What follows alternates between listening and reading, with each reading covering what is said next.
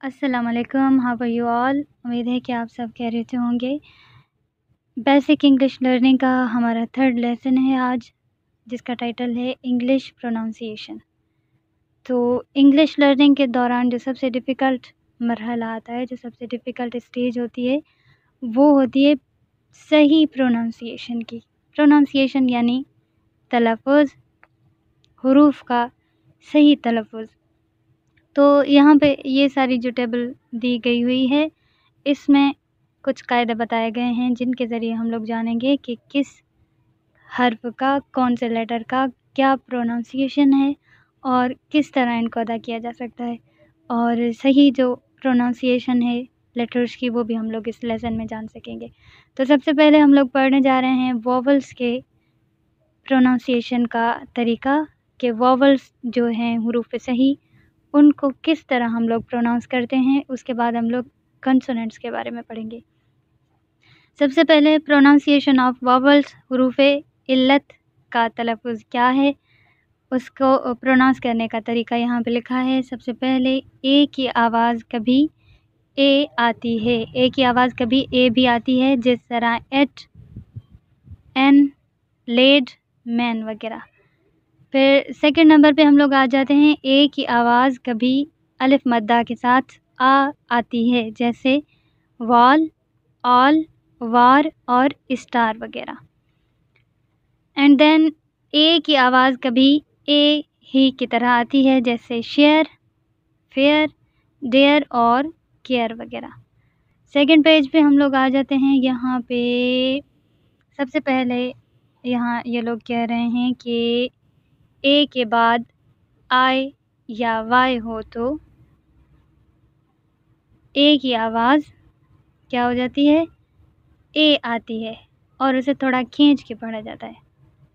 ए के बाद जब भी हम लोग देखें कि किसी वर्ड में ए है, ए के बाद फिर आई या वाई आ रहा है, तो फिर वहाँ पे हम लोग आवाज़ को थोड़ा सा खींचेंगे और उसकी आवाज़ ए के प्रोनाउंस के साथ आएगी, जैसे वे, मैन, पे और ब्रेन वगैरह। फिर ई के प्रोनाउंस के बारे में यहाँ पे हम लोग जानेंगे कि कभी ई की आवाज़ ए की तरह आती है। ई लिखा हुआ होता है, लेकिन इसको प्रोनाउंस हम लोग ए के प्रोनाउंसिएशन के साथ करते हैं, जैसे नेट, देन, वेन और लेग वगैरह। फिर कभी ई की आवाज़ ई ही की तरह आती है, जैसे वी, बी, शी और ही वगैरह। एंड देन डबल ई हो, ई के बाद फिर दूसरा ई आ रहा हो, तो उसकी आवाज़ खींचकर ई की आवाज़ की तरह पढ़ी जाएगी, जैसे वीप। ई के बाद दूसरा ई यहाँ पे आ रहा है, तो हम लोग इसको थोड़ा सा खींच के प्रोनाउंस करेंगे, वीप, सी, स्लीप और बी।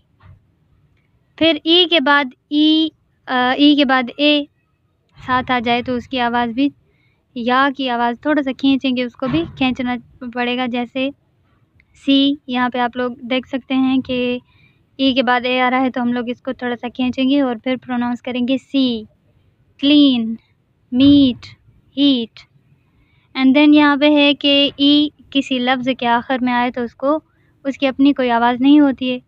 अच्छा, किसी भी वर्ड के लास्ट में जब हम लोग ई को देखते हैं, तो उसकी कोई अपनी आवाज़ नहीं होती है, उसको कोई प्रोनाउंस करने का कोई भी मेथड नहीं होता है। इस सिलसिले के चंद कवायद देखिएगा कि अलिफ अगर पहले ए आए, पहला जो अलिफ है, अगर पहले ए आ जाए तो फिर आखिर में ई आए, तो ए की आवाज़ ए ही आती है और ई की आवाज़ खामोश, साइलेंट हो जाती है।